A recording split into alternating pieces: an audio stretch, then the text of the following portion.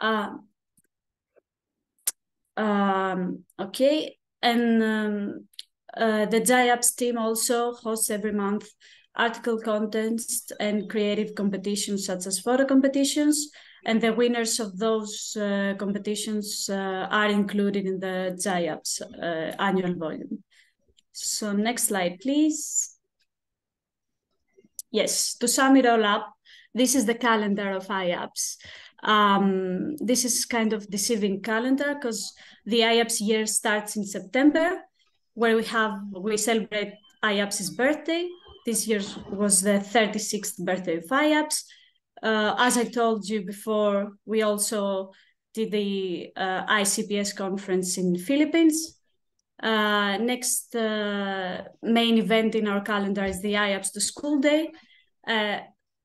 One slide back, please.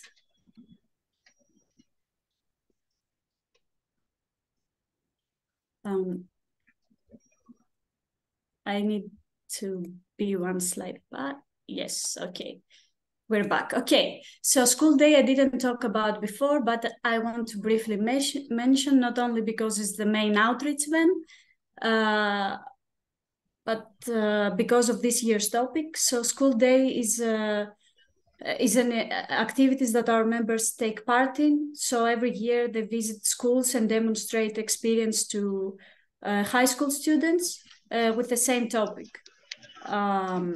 It's basically the IAPS way of celebrating the World Science Day for Peace and Development, which is on November 10th. And this year's School Day topic is the astronomy and astrophysics. So I thought it would be good to mention it now because this is also an IAU workshop. So we're happy to always collaborate with IAU. So then the winter months are kind of chill, and we have time to plan the rest of the year and recruit working group members.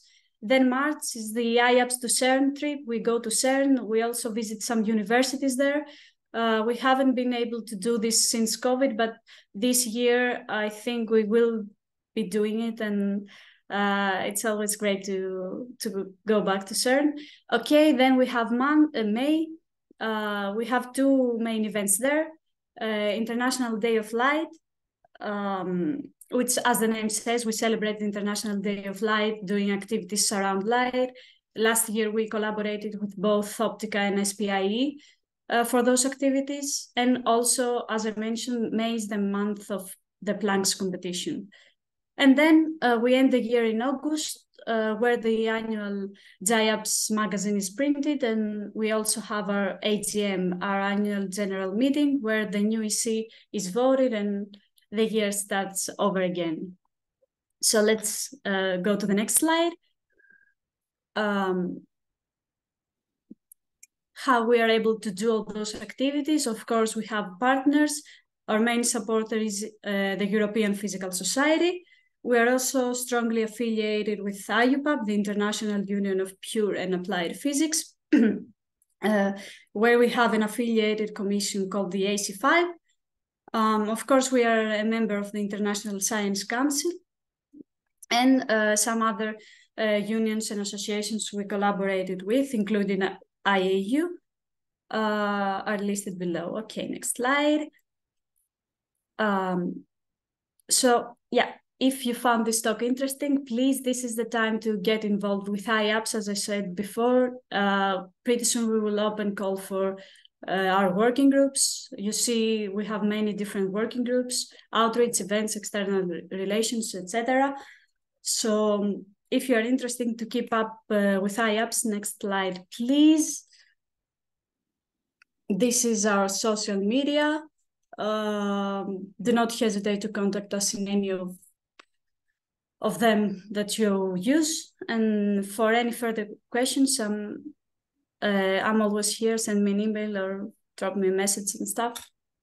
Next slide, please. Thank you very much. I hope you have a great workshop, and the floor is back to you guys. Thanks, Anna. Then I'll hand over to Joy to do the IAU OAD.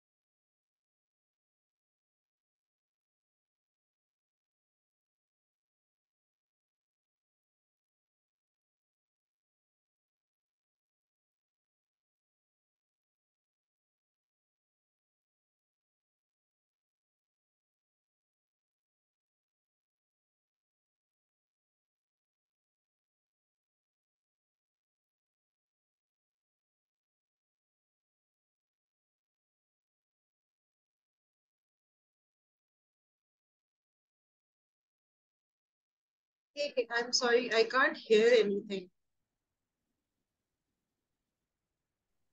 Hi, can you hear me now? Yes, I'm sorry, I couldn't hear anything you said before this. Okay, I'll just have to start all over again. So as I was saying, I'm Joyful Mzuli, and I'm a fellow at the Office of Astronomy for Development. And thank you, Anna, for the nice introduction of iaps. And we're very happy that we could collaborate with you guys to host this workshop. So the International Union, Astronomical Union was founded in 1919, and its mission was to promote and safeguard the science of astronomy in all its aspects. So this includes research, communication, education, and outreach, as well as development, and this is all achieved through international cooperation. So it is made up of professional astronomers from all over the world, which are at PhD level and beyond, and they are all active in professional research, education, and outreach in astronomy. So the IAU consists of 4 core organizations. The first one is the IAU Office of Astronomy for Education. And this is basically, it was established in 2019 and is based in Japan. And as the name suggests, it focuses on astronomy for education. Then the second office that they have is the Office of Young Astronomers, which was established in 2015, and it is based in Norway, and their main focus is on training and advancement. And then we have the IAU Office of Astronomy for Outreach, which was established in 2012, and it is based in Japan. And the main focus is on communication. And then we have the Office of Astronomy for Development, where myself and Dominic work. And this office was established in 2011, and it is based in Cape Town, South Africa. Next slide, please.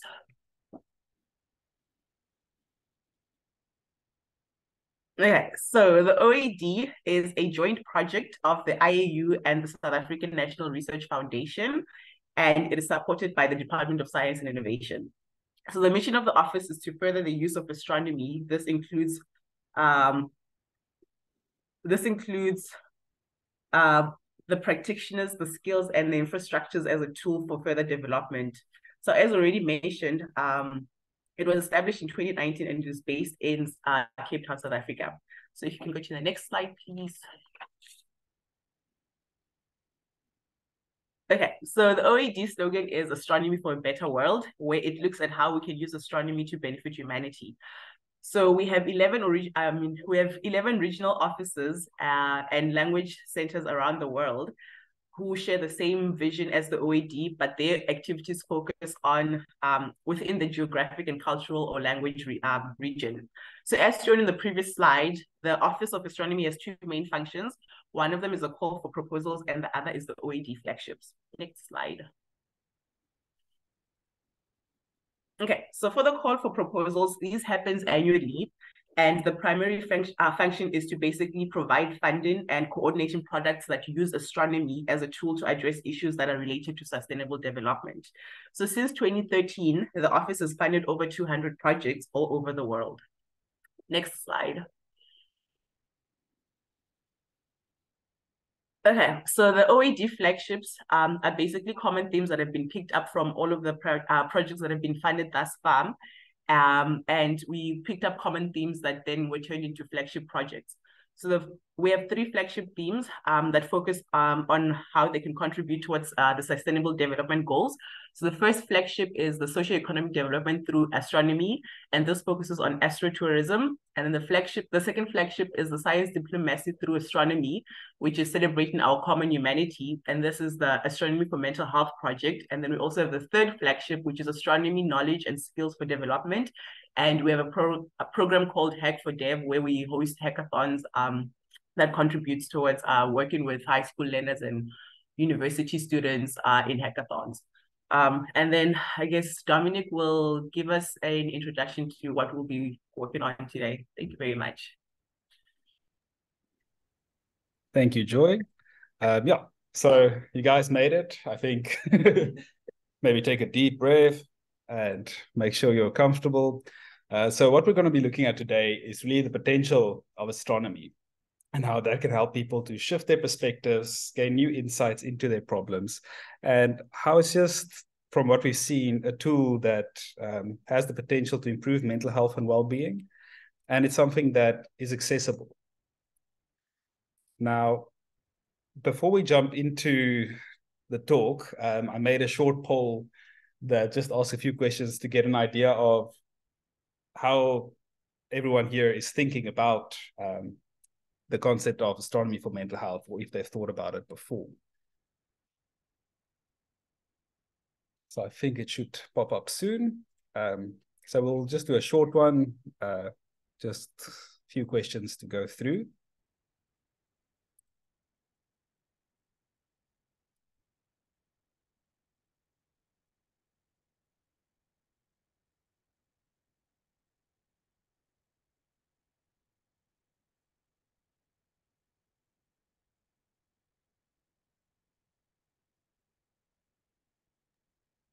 Can I just share something?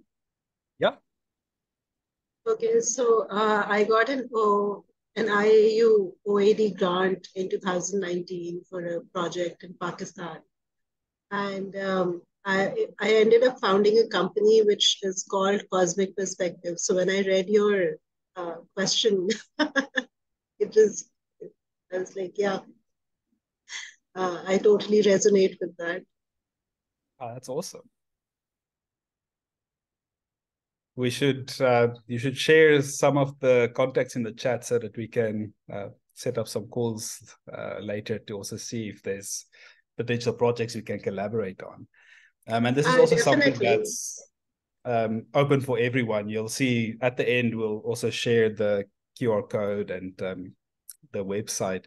But the idea is that as we go through everything we're going through today, if there's areas where people would like to maybe think of new resources or workshops or programs, that is something that the OAD does. So we really encourage everyone that as much as today's session is focusing on you as an individual, if there's ideas that you have that you think might help other people, please share that, because we can help develop those ideas and see if they work.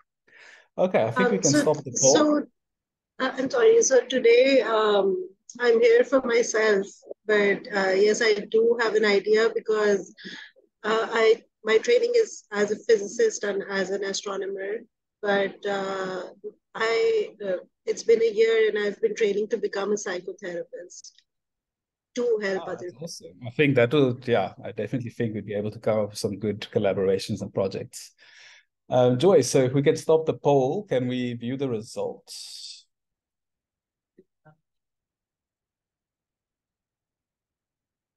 Okay, so I think everyone can see the results, but yeah, so if we look at the beginning, it's about a split between astronomy being considered as something that impacts.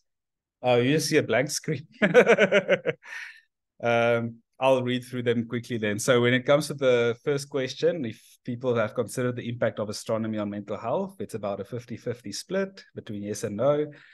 If people think stargazing and other activities can be therapeutic, everyone agrees. It's between strongly agree and agree.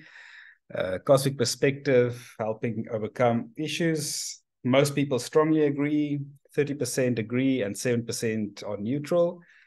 Do you believe it can reduce anxiety and stress? About 57% strongly agree, 30% agree, 14% neutral.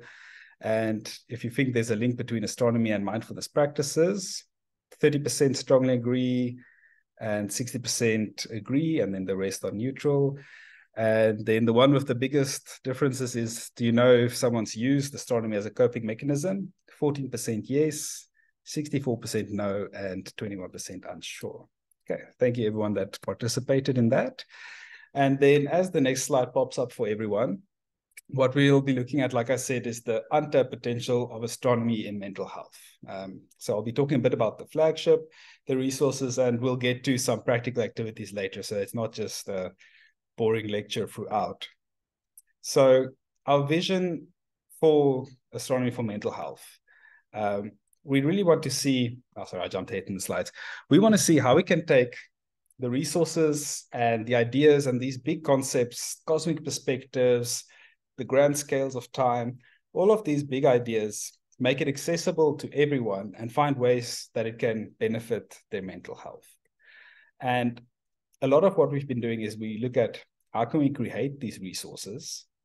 We pilot these ideas, and we'll be going through some of the ideas with you in a bit. And then ideas that work, we want to see how can we share them. So Joy mentioned we've got 11 regional offices, and through our other IAU networks, we've got quite a global reach. So we're in a good position that if we do find something that works, we can really push that out for the global community.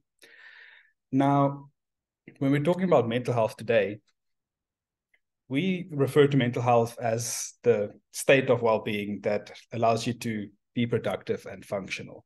So you'll see the definition that from the World Health Organization says that it's the state in which the individual realizes their abilities, they can cope with the normal stresses of life, work productively and fruitfully, and they can make a contribution. So when I'm looking at this, the way I see it is when you're in good mental health, it means that you can do what you enjoy, you can do challenging work, you can contribute, and you can relate to other people. And this becomes important because the reason we care about mental health is, firstly, it affects each of us individually, but it affects the people around us as well. Our attitude, our mental health impacts how we relate to those around us. And it doesn't just affect one aspect, it affects every single aspect of our lives, and it even has physiological aspects that it also starts manifesting in. Now, I'll be going quickly through these so you guys can ask questions if there's questions that come up, but the motivation behind it was, the reason we wanted to start looking at astronomy as a tool is because there's such a burden when we talk about mental health. Close to 1 billion people are suffering from conditions. That's usually anxiety and depression. 1 in 8 people live with a mental health condition. And the reason the female is highlighted there is because it also affects females more than males. Now, despite that, about 50% of people will experience a mental health condition within their lifetime. And where it starts coming into the reason we're looking for alternatives approaches is 80% of those that suffer from a mental health condition or need care don't have access to it or quality access or quality care. Now, all of these stats, even the ones we're going to look at next, these are people that have been diagnosed. So these are ones that manage to get access and have been diagnosed. So it means that the number of 1 billion, that is for severe conditions of anxiety and depression, to the extent where it influences people that they're unable to do those things like work productively, realize their potential, contribute to society. But it means also there's a big breadth of people that are left out from these statistics because it's people that are struggling, but they're still in their own way managing. And it means that there is quite a big need. Now, one of the other things that come up is it was widely considered that about half of the mental illnesses that we see, the serious conditions, start by age 14. But this stat has shifted a bit. So in some of UNICEF's recent research, we see that when we look at adolescents, they're now already considering about the age group of 10 to 14 and 15 to 19, having quite a prevalence in mental disorders. Is there a question? Okay. So the reason this is important is because it affects the outcome of health. And when we look at these stats from UNICEF, it's quite disconcerting that from these children, these age groups 10 to 14, 15 to 19, the reason that they picked it up is because suicide became one of the main factors in mortality. So you would have road accidents, tuberculosis, and suicide. And that is quite a sad statistic for people so young. So what are we going to try and do about it? So as the office, we wanted to see there's obviously a need for mental health and well-being interventions, and what science can we use to motivate interventions. So we looked at research by Berto, by PIF, and then various individual experiences. And there's very little research on the role that astronomy can play. So most of the work that we've been looking at is the role that nature can play. And that came largely out of that green dot. That is, they looked at how nature can have this restorative effect. People that engage in nature activities, they can find a sense of purpose, life satisfaction, and it lowers their stress and anxiety. Now, Stanford had a study where they looked at awe, and that was more towards the night sky, where they saw that if you are experiencing these senses of awe, whether it's through night sky or the beauty of nature, you feel more connected to things around you. You don't feel as lonely. And that is an important statement, because one of the main things that makes getting access to mental health care and also just your own well-being is when you're struggling and when you're facing these things, often, whether you notice it or not, you start becoming more and more isolated. So that is also a topic that we focused on. And then globally, there's been a lot of accounts, especially lately, about how people are experiencing just being in awe of the night sky, the tranquility and the stress relief that that brings. For those that want to look at the research itself, we did send through a PDF that has some of the sources listed. And if you want the full collection of sources, you can always reach out to us and we can send you all of that literature.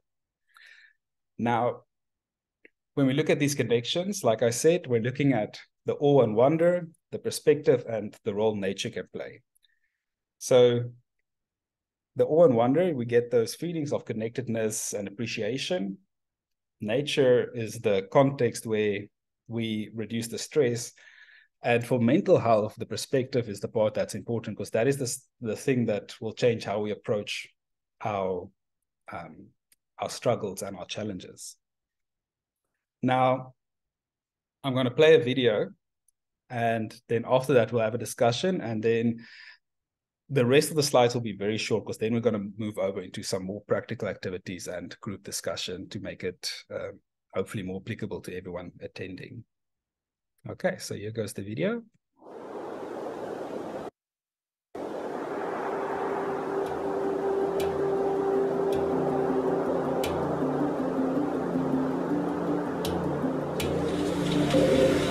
Life can be full of challenges. They can feel like a storm brewing inside of us, a hurricane that threatens to consume us, and our natural response is to fix the problem. We go inward facing, shrinking within ourselves, cutting ourselves off from other support. But just as every storm eventually passes and the sun sets each day, we can rest assured that our problems and challenges will change.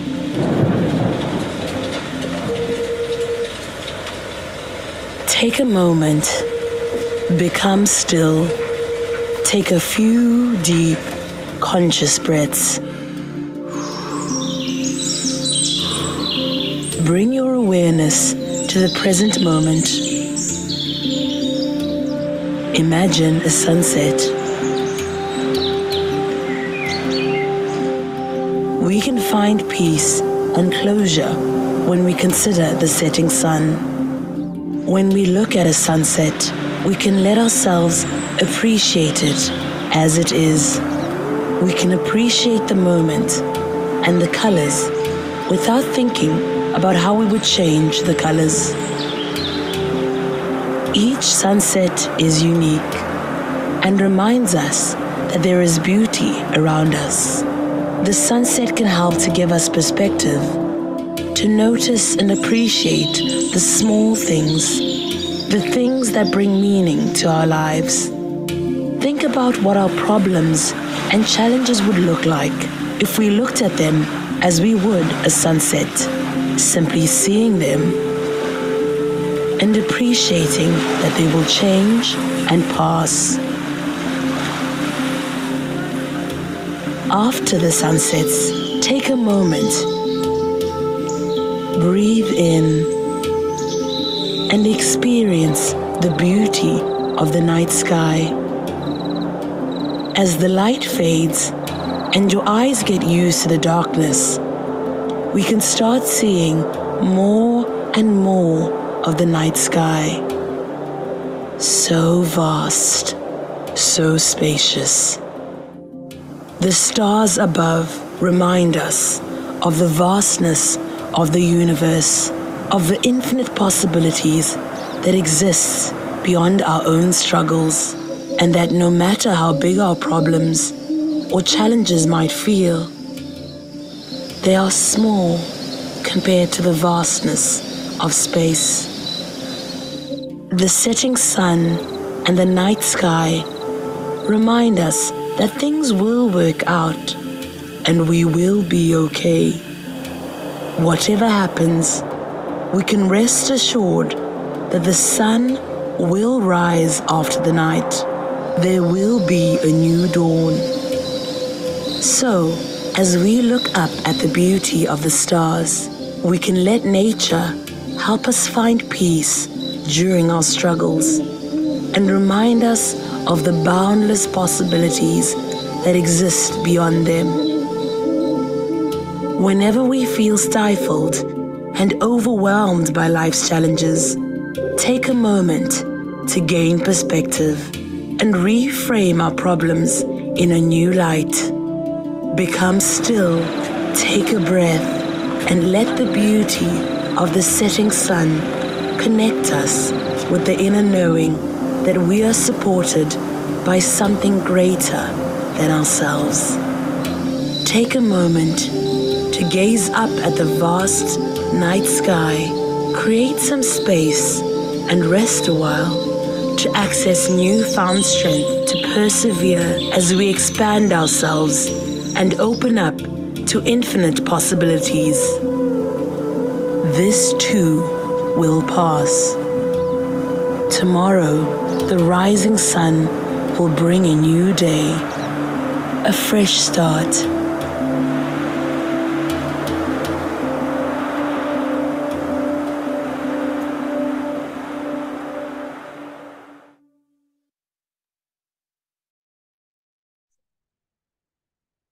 Okay, so I think hopefully everyone had time to get through that video. So the motivation behind that video is really to just serve as a short introduction for the idea of using the night sky, using astronomy and sunsets and just different things to take a moment and think about our problems in a different way.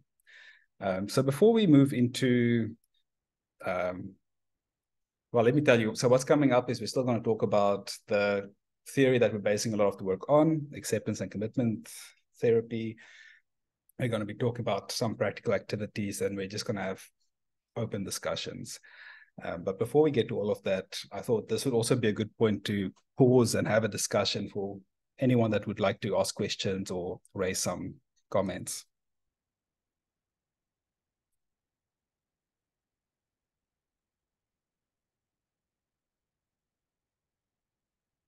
So I can't see from my side. So if anyone does have something, just unmute yourself and you can ask. And then if there's nothing, then we'll move on.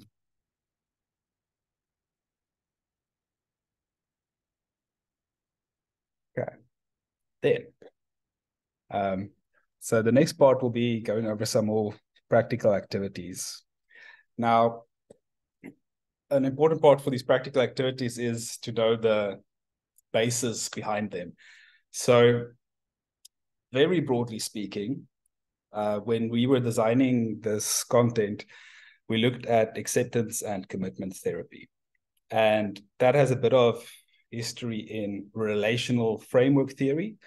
And we're not going to go into depth of both of those, but basically what it is the relational framework theory is about language, how people develop language and how language affects our emotions.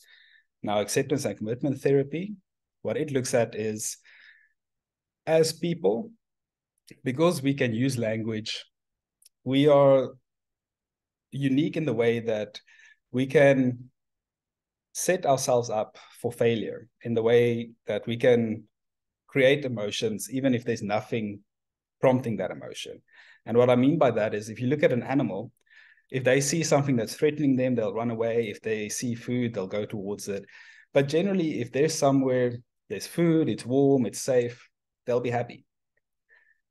But people, we are unique in that we can be at home, have nice, safe environment, it's nice and quiet, everything's comfortable.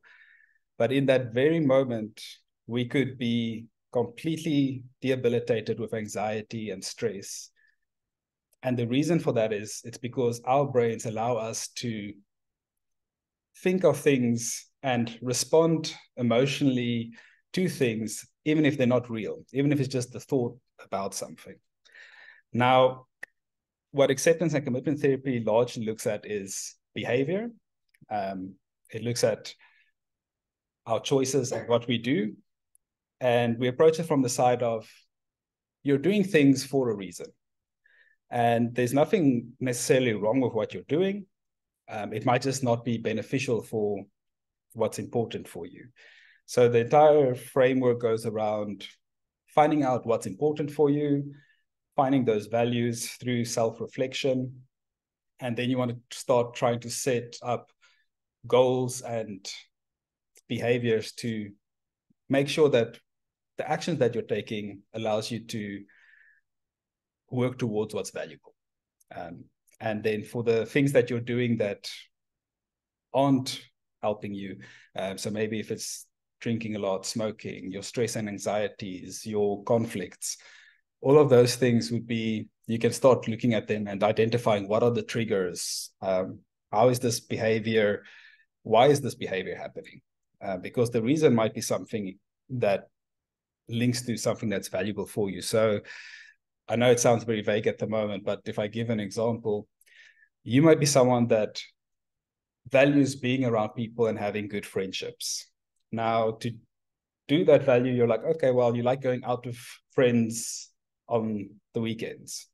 So those are all behaviors and things that build up towards the value that you have. So they're facilitating what you want to achieve. But now, unfortunately, when you're out, maybe you find it very stressful and anxious when you're around a big group of people. You want to be with your friends, but you don't want to be in the big group. And to compensate for that, you drink a lot, because then you don't feel as self-conscious. So even the drinking, it's a behavior that helps you to handle the situation where you want it to be. But then you start exploring, like, okay, but now what happens? Because now if you're drinking, maybe then the next day you wake up, you're tired, and you're starting to have worries about, but what did you do while you were drunk? Maybe there's things that weren't suitable for your values. And in a similar way, you can approach the behaviors of work, studies, family, relationships.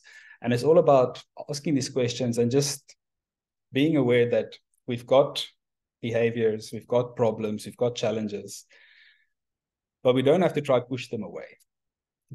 They are there, but the problem, the behavior, the challenge, that isn't you. You are separate from it. So you separate yourself from the problem, you look at it, you appreciate what it's trying to do, and then you try and find ways to just work it into helping you get to what you value. Now, in a narrative way, I'll do a quick narrative, and then Joy will do a journaling activity with you guys, just a description of it. In a narrative way, what we do for that is we can say, if you look at the night sky, you can think of the stars as your experiences. You have bright stars, and those might be the things that are valuable for you as an individual. You have stars that you can't even see. They're there, but you don't see them. Those are the things that you might be unaware about, the triggers, and just all the experiences that brought you to where you are today. And then you have clouds and storms that come in, and that blocks off your sight from any of these bright stars. Now, what happens when you lose touch of what's valuable is that is where people start isolating themselves, and we have the issues of mental health breakdown. And that is where it's important to try and keep track of those. So when I say keep track, I mean, what we're trying to do throughout this entire mental health project is we want people to start being mindful and being aware of what's happening with them. So if you start seeing, oh, you're not enjoying what you used to enjoy, you start coming up with excuses for not meeting up with friends that you used to enjoy meeting up with. You don't want to be around people. You're not interested in your work. You just feel like you want to rather procrastinate all the time rather than doing the things that you should be doing. Those are all signs that maybe for you, a storm has come in and all you're seeing is all the negative stuff, all these problems. And it's important to get back to knowing that the storm will pass. But while the storm is still there, it's also a good time to make sure that you get help. And it can be a friend, it can be anyone that you know that you can talk to. And if you feel that maybe you need a bit more help, there's a lot of free counseling available. Each country has their own free counseling services. There's online counseling. And that is when, if you start seeing these triggers, even if it feels uncomfortable, I would encourage you, just reach out, get the bit of the help. You don't have to continue with it, but it's a good point to get you back to having the clouds pass and seeing all those bright stars that are important for you. Okay, Joy, will you talk a little bit about one of the exercises that we sent through in the guide for them? And in the chat, I'll share the link as well.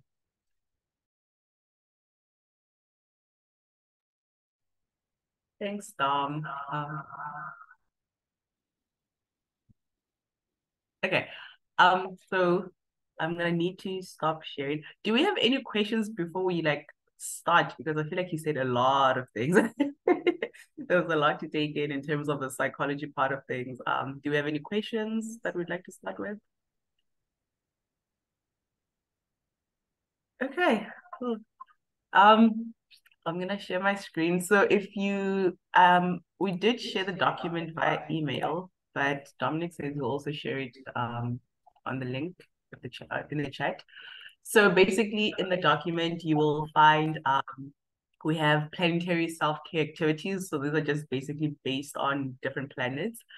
And also the explanation about the ACT, the acceptance and commitment therapy integration is also explained in this guide as well. So you can easily refer to it.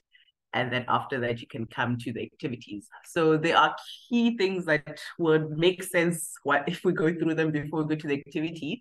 So basically, in the activity themselves, there's O, D, A, and I. And I think it's best if we go through this before we can actually go to the activity. So the O stands for objective, the D stands for description, and then the A stands for ACT integration, and then the I would be the implementation.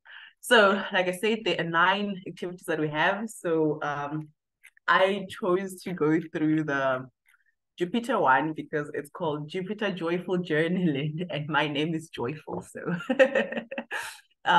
okay. So basically, with this part of the activity, what you do is you would the objective of the activity would be to foster an expensive reflection and goal setting, which is inspired by the majesty of Jupiter, being the largest planet in our solar system.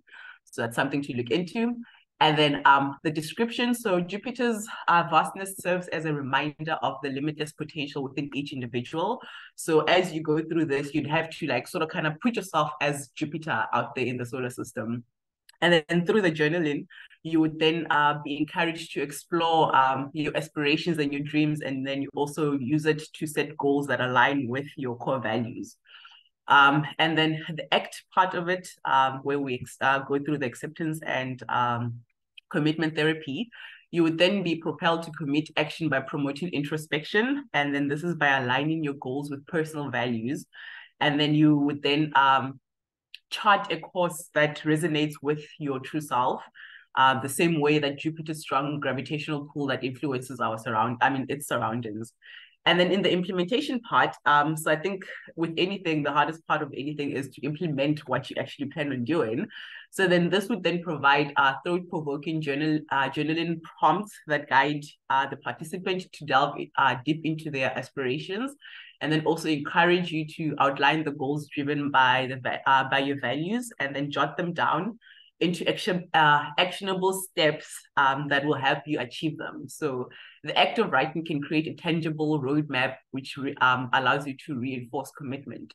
So it's the same way with me. I learn better if I write things down and then after that type it onto my computer. If you use a journal, that feels more like the act of you having to take a pen and a paper and writing it down. That sort of kind of reinforces the commitment that goes into the whole process of trying to like reach your goals or your goals or your short-term or long-term goals. It depends really on what you're looking at. So yeah, so this is like one of the ways in which you can go about it.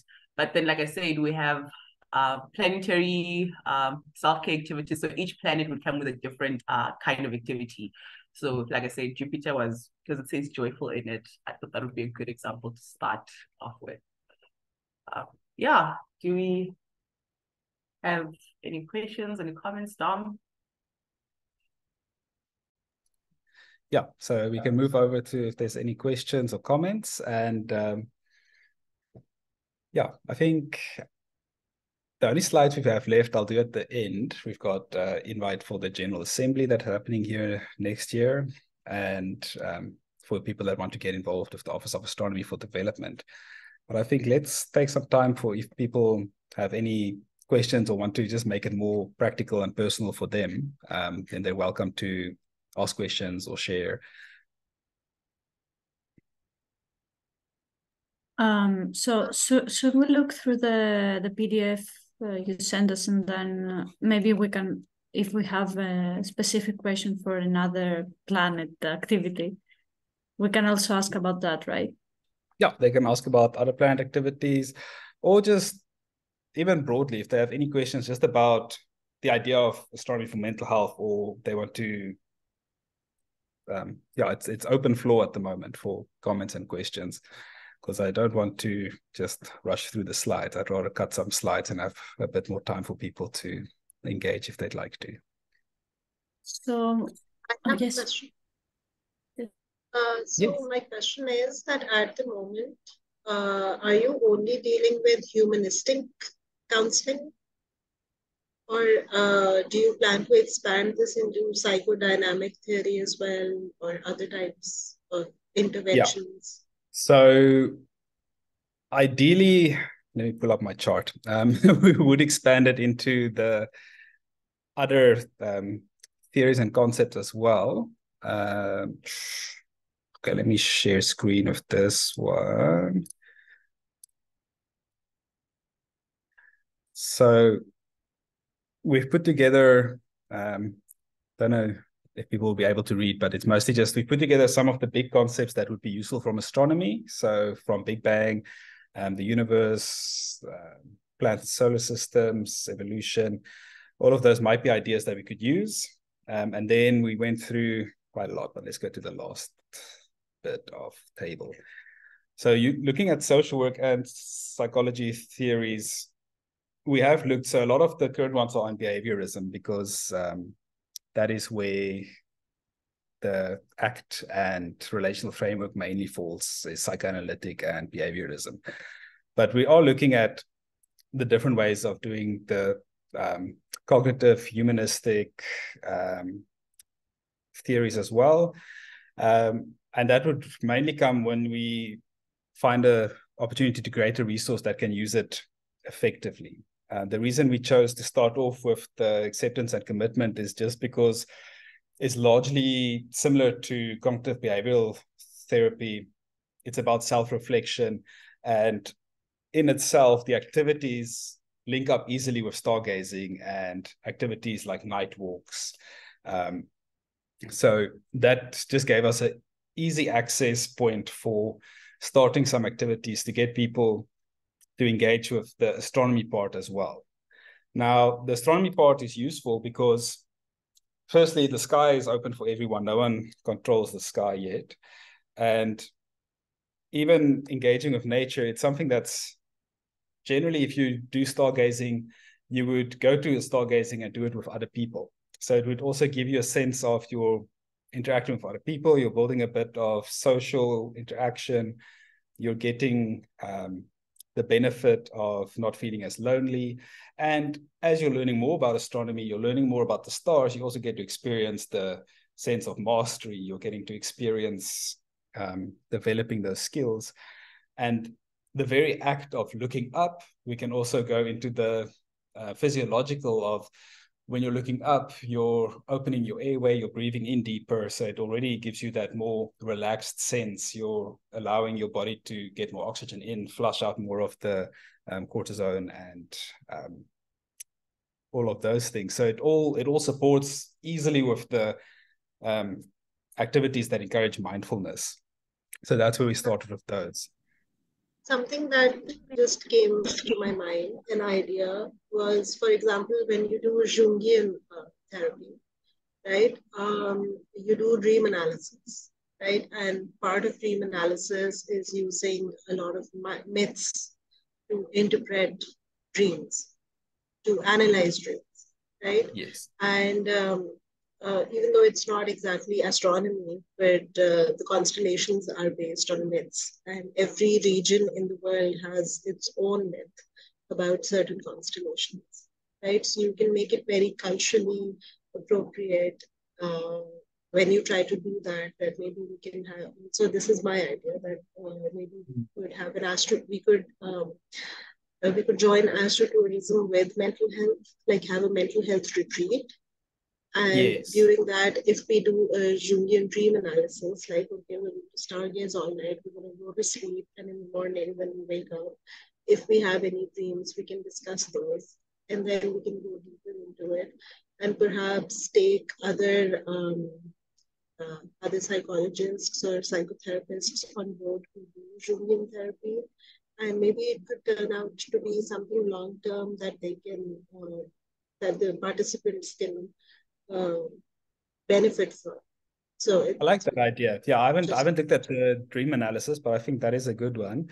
And yeah, definitely the link with astrotourism is a big one. That's why we're trying to see if there's ways to incorporate that as well, either through training the guides to be able to do a lot of the sessions, also encouraging psychologists and therapists to use these darker areas as, like you say, a retreat, where they would take their patients there exactly for that experience of being a bit more isolated from just the general distractions. You have a bit more freedom in that sense, and it's just also darker and easier to focus on what they're working through. And yeah, those are very valuable points. We actually do have a group that's going up next week to Sutherland, one of South Africa's dark sites, where we're going to try and see, we're trying to start piloting this idea of having these little retreats. So this specific one will be for PhD students that need to work on their writing. So it'll be a writing retreat for them. And we're going to see how we can work with them. But yeah, thanks for the idea about the dream analysis.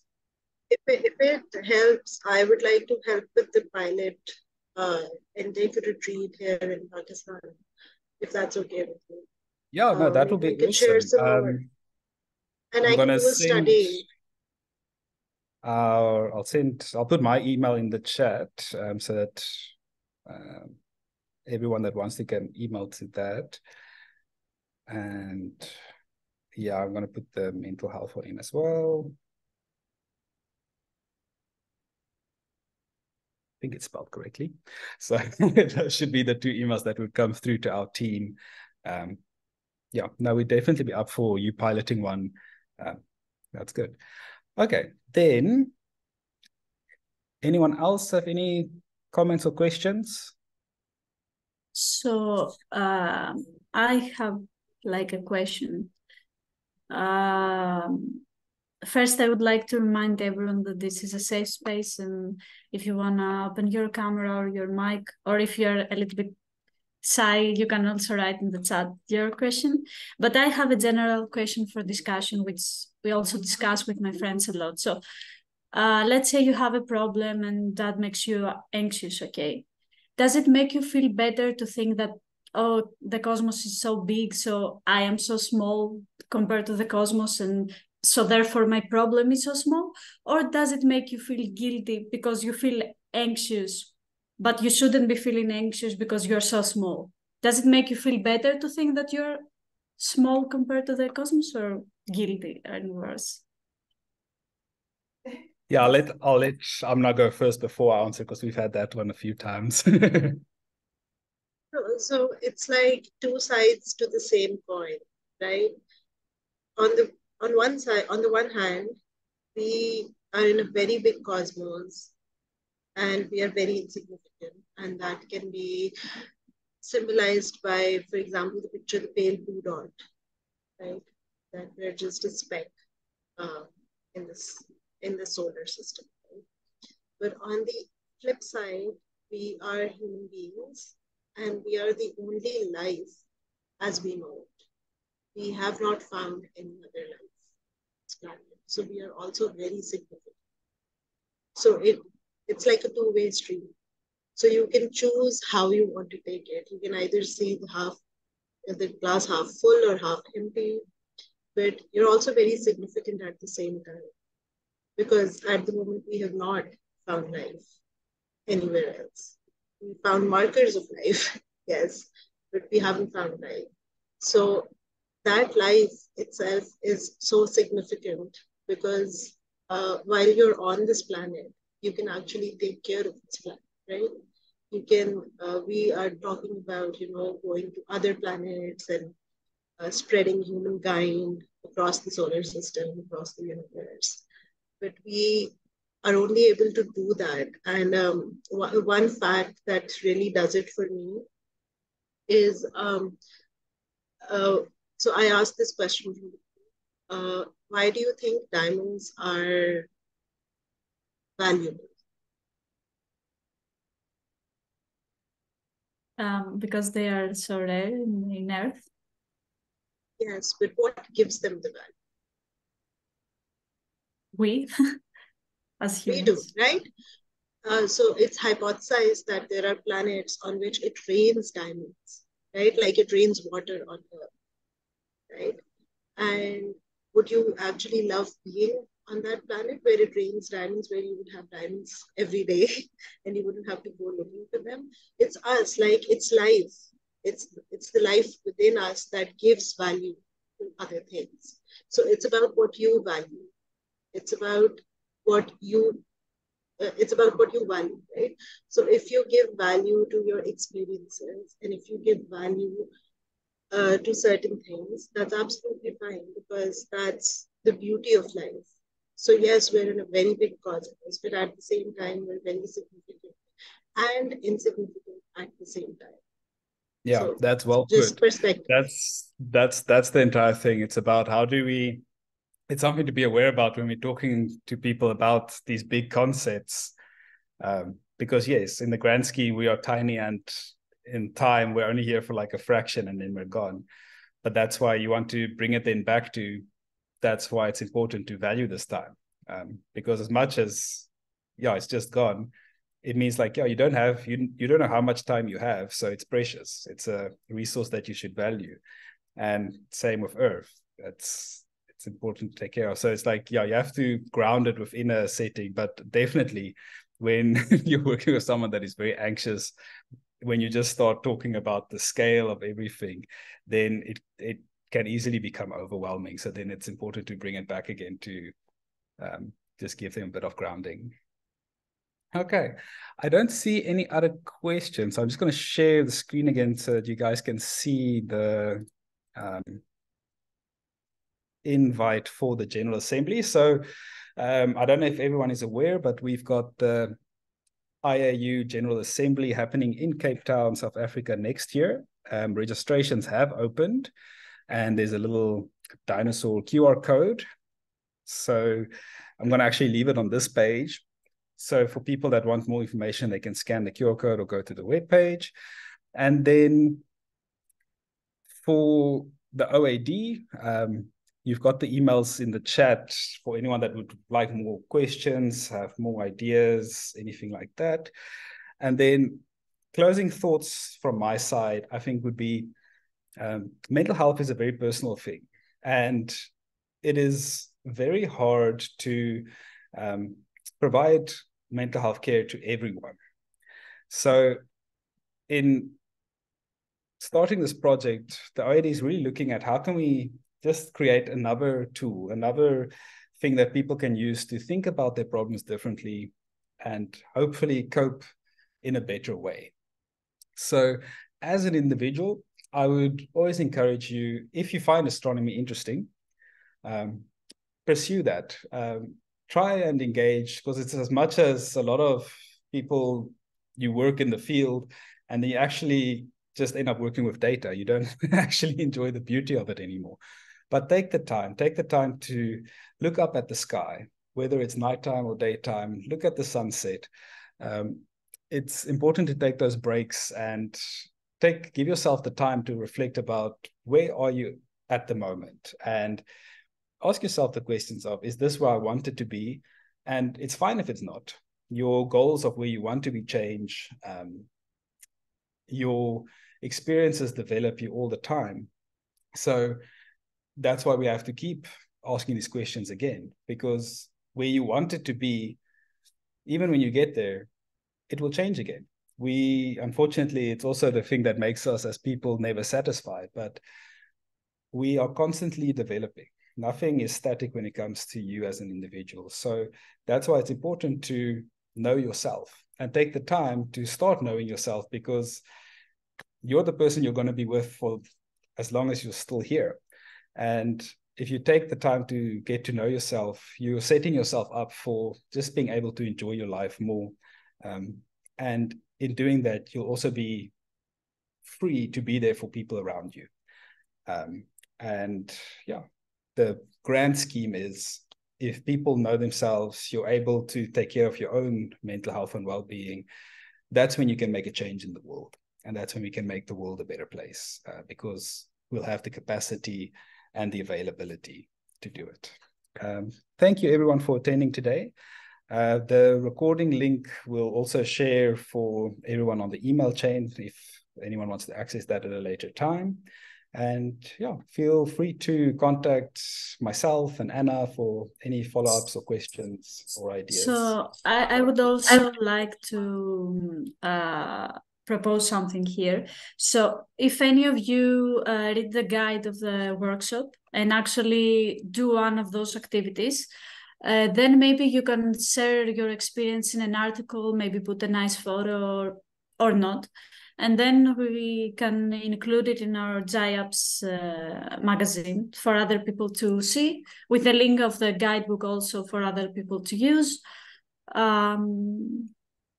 Maybe also, Dominic, you want to have those articles to post somewhere or have it on your website, or I don't know. No, that will also be always be useful. It always helps to get more people aware of it and engaged with it.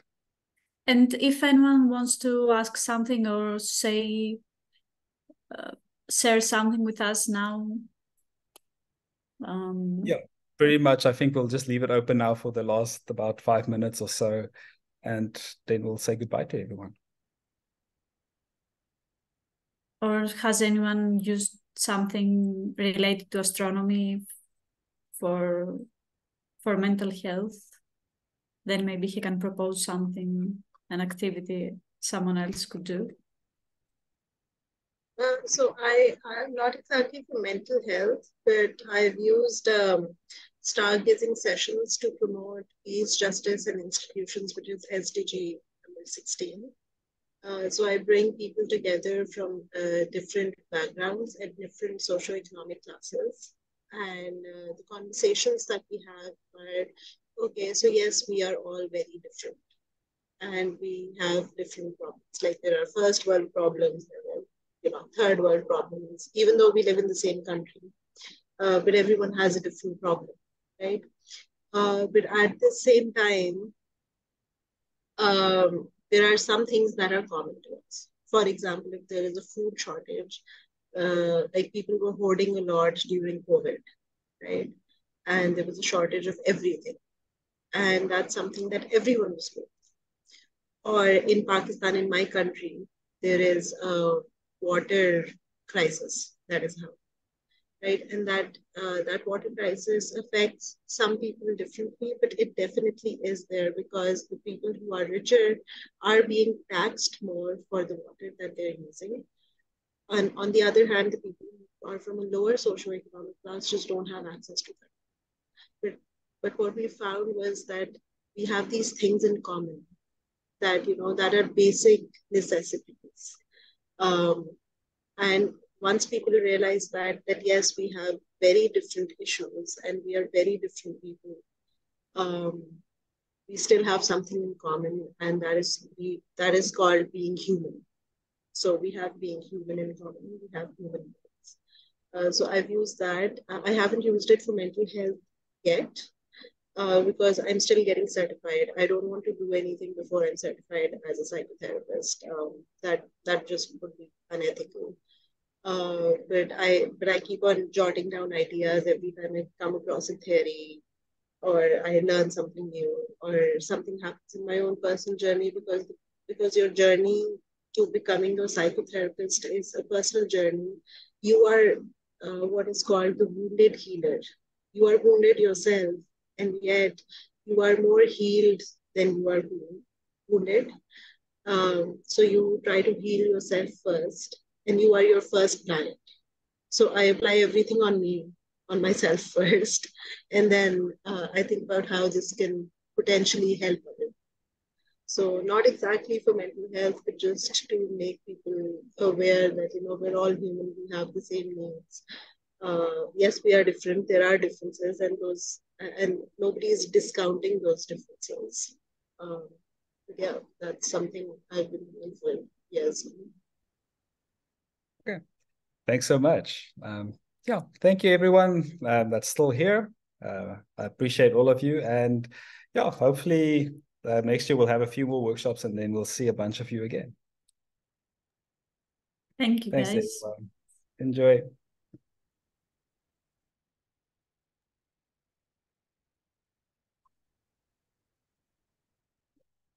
If you just stop recording now.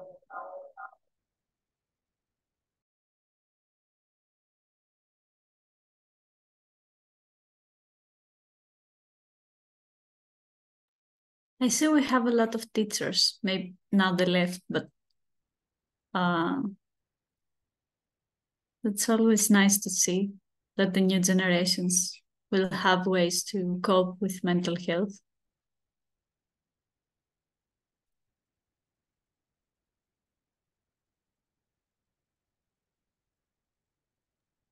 Yeah, no, I agree. I think it's very good if it's going to reach the youth, because I think they're also in a unique situation where they really need new approaches, because a lot of the current mental health is pretty much focused on the middle age and elderly, unfortunately. And I think they're feeling the brunt of it, in especially the new world, with just all the new influences and expectations placed on them.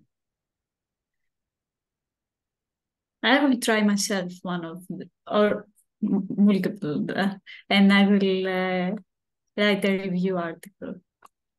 I appreciate that. Thank you. Okay, I'm going to end the session, and yeah. Yes. Hope everyone has a lovely day. Dominic, I'm gonna send the guide now for the next session, so they have time, some of them, to look through. Maybe they have specific questions for the activities. Yeah. Okay, and see you in some hours. Okay. Thanks, Anna. Enjoy, everyone. Bye, guys.